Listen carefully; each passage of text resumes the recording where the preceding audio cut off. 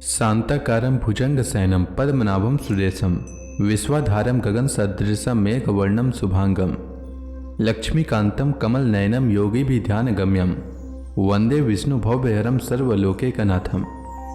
मंगलम भगवान विष्णु मंगलम गरुड़ध्वज मंगलम पुंडरीकाक्ष मंगलाय तनोहरि। ओम नमो भगवते वासुदेवाय। आज का दिन आप सभी के लिए मंगलमय हो। आइए सुनते हैं चैत्र मास कथा का 9वां अध्याय। श्री सुखदेव जी कहते हैं, राजन, आंगिरस गोत्र में सम, दम, तप, स्वाध्याय, वेदाध्ययन, विनय, विद्या, अनसूया, आत्मज्ञान एवं आनंद सभी गुणों से संपन्न एक श्रेष्ठ ब्राह्मण थे। उनकी बड़ी स्त्री से उन्हीं के समान विद्याशील, आचार, रूप और उदारता आदि गुणों वाले 9 पुत्र हुए तथा छोटी पत्नी से एक ही साथ एक पुत्र और एक कन्या का जन्म हुआ। इन दोनों में जो पुरुष था वह परम भागवत राजर्षि शिरोमणि भरत ही थे।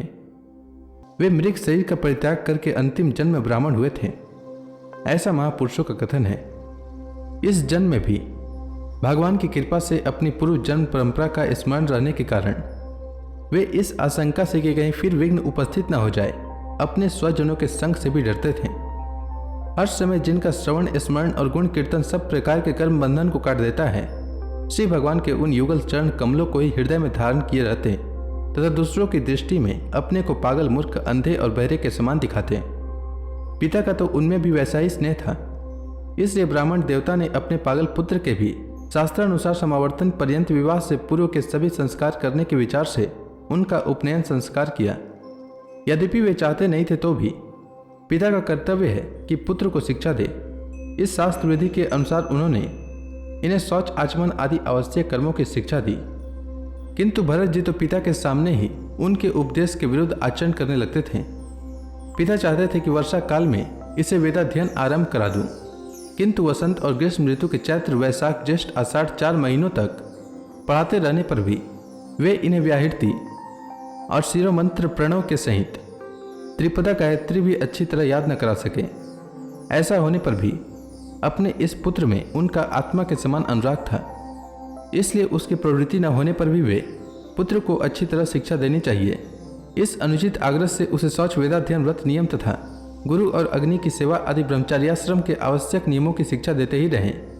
किंतु अभी पुत्र को सुशिक्षित देखने का उनका मनोरथ पूरा न हो पाया था और स्वयं भी भगवत भजन रूप अपने मुख्य कर्तव्य से असावधान रहकर केवल घर के धंधों में ही व्यस्त थे कि सदा सजग रहने वाले काल भगवान ने आक्रमण करके उनका अंत कर दिया। भरत जी के भाई कर्मकांड को सबसे श्रेष्ठ समझते थे। वे ब्रह्म ज्ञान रूप परा विद्या से सर्वथा अनभिज्ञ थे, इसलिए उन्हें भरत जी का प्रभाव भी ज्ञात नहीं था। वे उन्हें निरामूर्ख समझते थे। अतः पिता के परलोक सिधार जाने पर उन्होंने उन्हें पढ़ाने लिखाने का आग्रह छोड़ दिया। भरत जी को मान अपमान का कोई विचार न था। जब साधारण नर पशु उन्हें पागल, मूर्ख अथवा बहरा कहकर पुकारते तब वे भी उसी के अनुरूप भाषण करने लगते। कोई भी उनसे कुछ भी काम कराना चाहते तो वे उनकी इच्छा के अनुसार कर देते। बेगार के रूप में, मजदूरी के रूप में, मांगने पर अथवा बिना मांगे जो भी थोड़ा बहुत अच्छा या बुरा अन्न उन्हें मिल जाता, उसी को जीभ का जरा भी स्वाद न देखते हुए खा लेते। अन्य किसी कारण से उत्पन्न न होने वाला स्वतः सिद्ध केवल ज्ञानानंद स्वरूप आत्मज्ञान उन्हें प्राप्त हो गया था।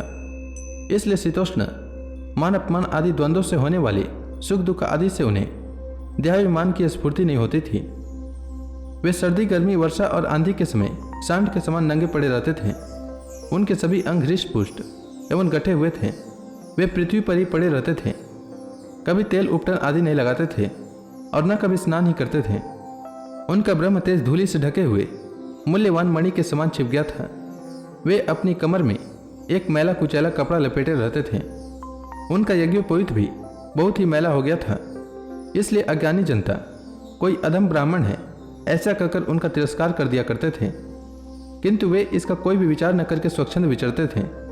दूसरों की मजदूरी करके पेट पालते देख जब उन्हें उनके भाइयों ने खेत की क्यारियां ठीक करने में लगा दिया तब वे उस कार्य को भी करने लगे, परंतु उन्हें इस बात का कुछ भी ध्यान न था कि उन क्यारियों की भूमि समतल है या ऊंची नीची अथवा छोटी है या बड़ी।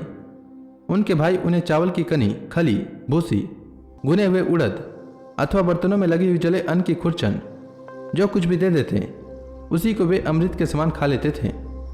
किसी समय डाकू के सरदार ने पुत्र की कामना से भद्रकाली को मनुष्य की बलि देने का संकल्प किया।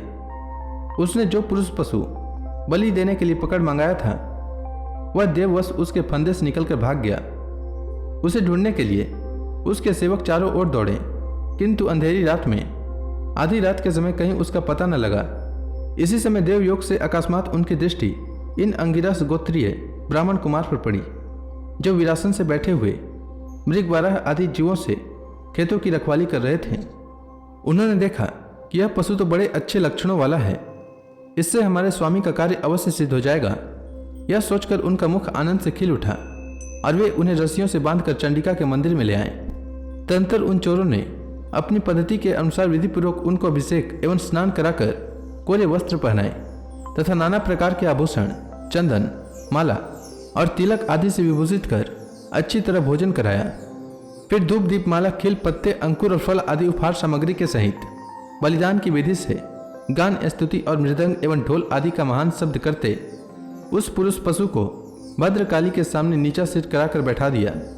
इसके पश्चात 10वीं राज के पुरोहित बने हुए लुटेरे ने उस नर पशु के रुधिर से देवी को तृप्त करने के लिए देवी मंत्रों से विमंत्रित एक तीक्ष्ण खड़ग उठाया।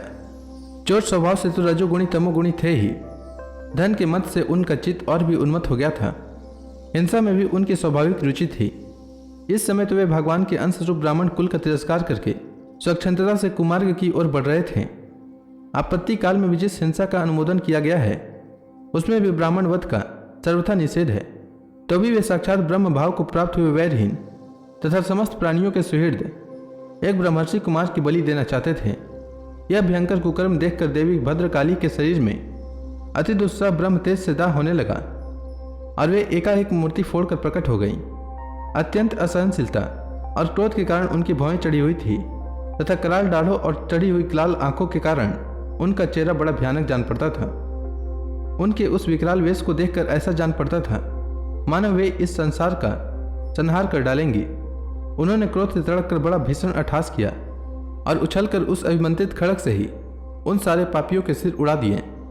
सच है, महापुरुषों के प्रति किया हुआ अत्याचार रूप अपराध इसी प्रकार ज्यों का त्यों अपने ही ऊपर पड़ता है।